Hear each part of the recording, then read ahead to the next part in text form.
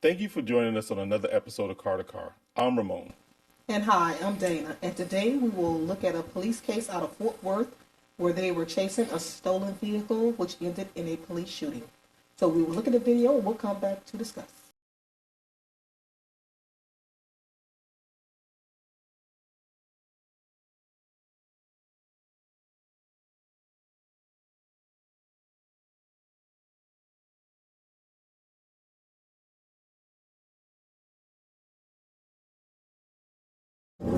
Southbound Battalion, facility, alien truck, reckless.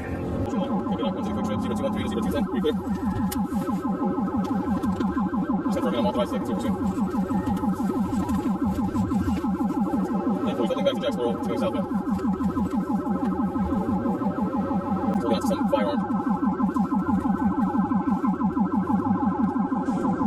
incident has been updated.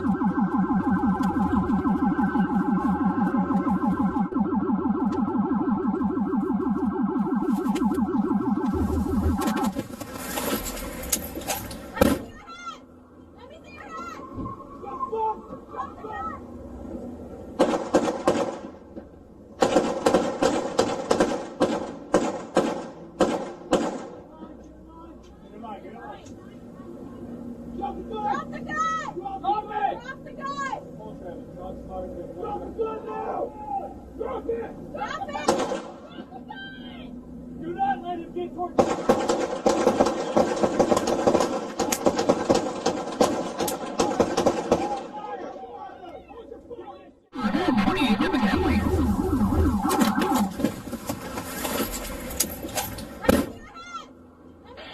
He is taking a car at gunpoint.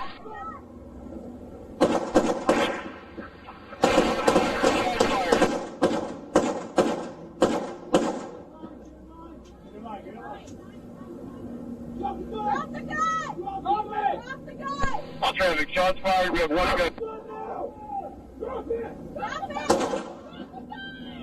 Do not let him get towards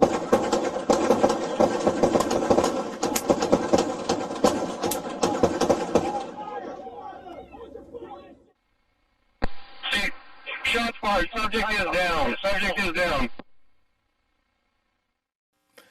After seeing the video, I saw some good things and some bad things. I didn't like initially that when the police officer tried to ram the vehicle head on, that they didn't commit. If you're going to do it, you might as well just do it because you wind up getting in the way and stopping the officer from being able to fully chase. I mean, we could have stopped the chase right there. But as we go on, I thought the chase went really well. You know, you saw they had the helicopter up. You know, before too long, the officer asked the supervisor, "Hey, Sarge, can I continue to chase?" Sarge gave approval. I thought that was perfect. You know, and that's what you want to see in these incidents. Hey, listen, you know, everybody knows what time of day it is. Everybody knows the traffic's busy. Do I still have the authority to chase this vehicle? And that's where supervisors come in. That's why we get paid the big bucks. So the chase continued.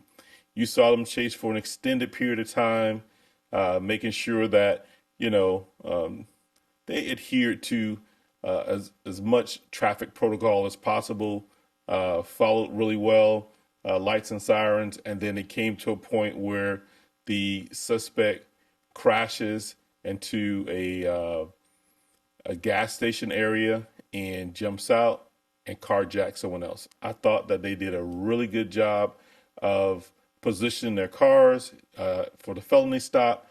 And then that's where I had some of the problems where, you know, I know this gentleman had a suspect had a gun, had a shotgun or a rifle in his hand, and he ran towards a car where there was somebody there.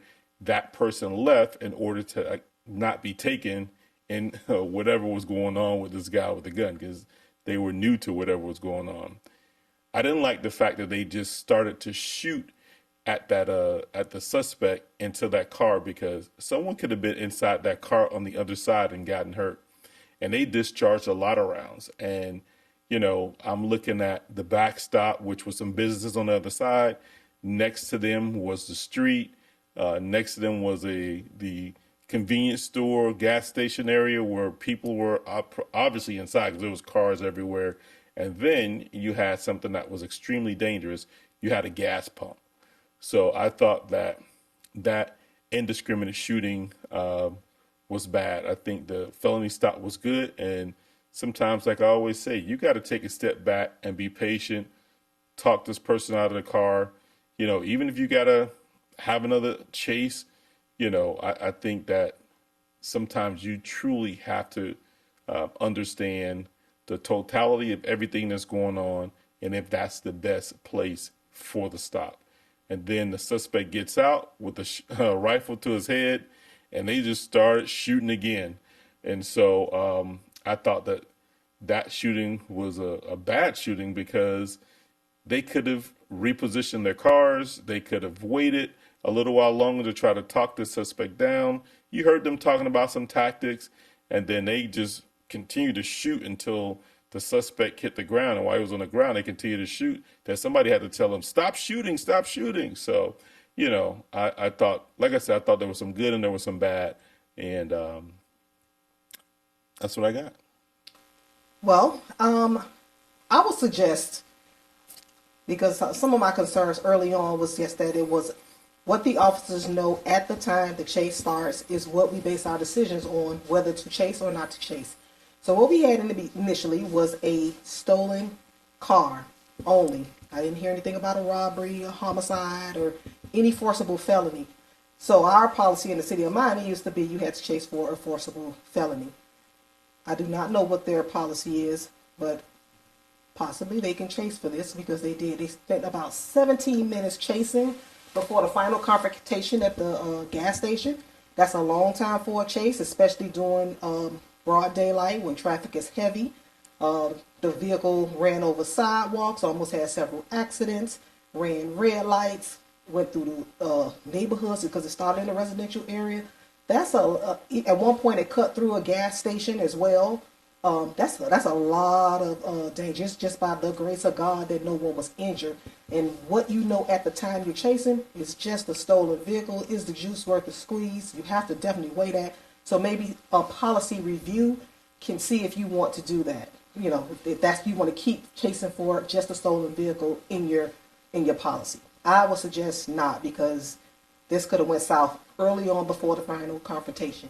And as you mentioned, once they get to the final confrontation at the gas station and they conduct the felony stop, as soon as the suspect gets into the vehicle, closes the door and starts shooting, dangerous, as you said, for all the reasons you stated. So I'm going to recap all of those reasons because I share those same concerns.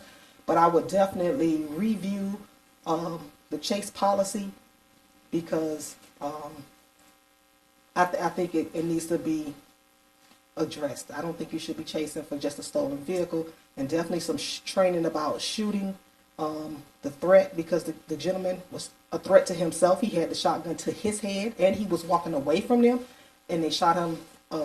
Multiple officers shot him, and I didn't see where multiple officers were threatened for their lives. So definitely some things that need to be cleaned up.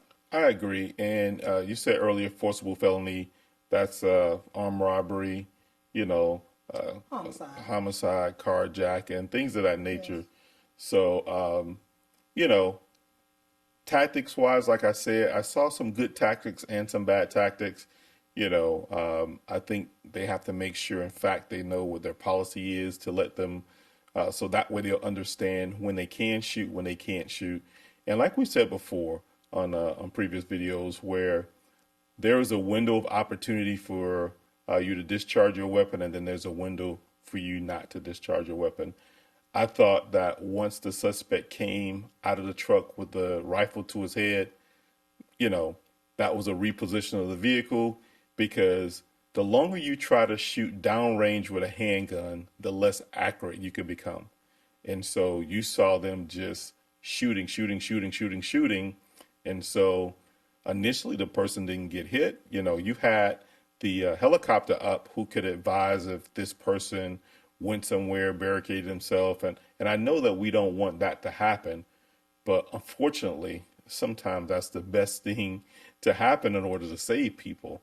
And I know people may disagree with it, but I'd rather take a barricaded subject and we have to talk them out, bring SWAT and things of that nature, as opposed to me shooting a weapon downrange, where the backstop is a business on the other side, and there's on either side of me, there's either traffic or there's a gas station or there's a convenience store with people in it. So I thought that those tactics were bad, and so those are some things that need to be revisited, and they have to talk about it. You know, as police officers, we have to train with one another, and you know, I say all the time that, you know, our department did a really good job of training, and we go through these scenarios. You know, these shoot, don't shoot, positioning the cars, what happens when somebody gets in a car, gets out of the car with a gun.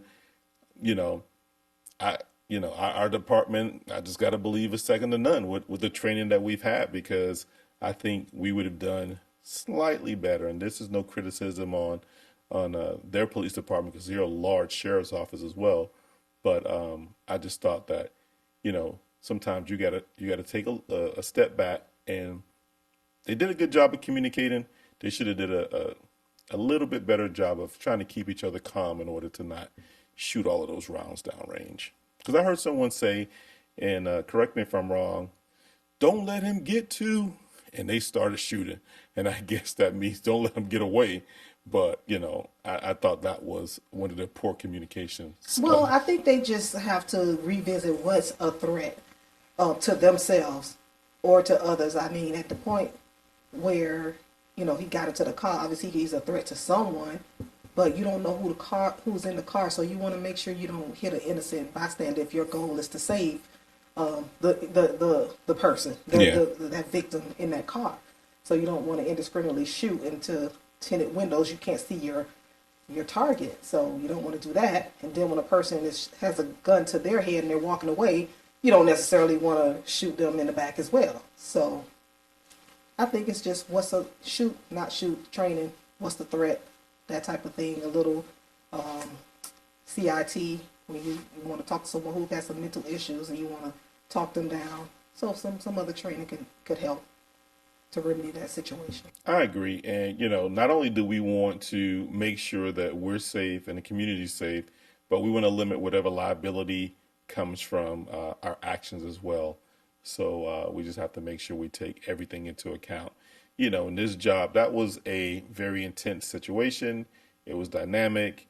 And so, you know, sometimes we can get into ourselves can be excited with this, and that's where training comes in, practicing the shoot, don't shoot scenarios, and talking through this. You know, after it's over, you have to talk through this, even though it's going to go to internal affairs and the shooting board and things of that nature, and you're not supposed to talk at that point. But once this is done, I hope that they have what we have, and it's a shooting review board where all of the good and bad comes out, and training looks at it, you know, the department looks at it, homicide, you know, everybody looks at it to see what we could have done better, and then we make recommendations. And so this situation deserves one of those situations where recommendations are made and communications are made. And like I said, I think we do a really good job at the city where we were able to come back and training. We have that classroom part of training,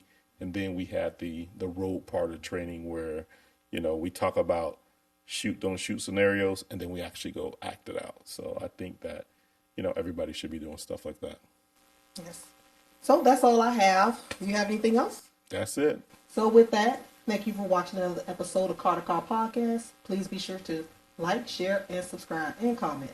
Until next time.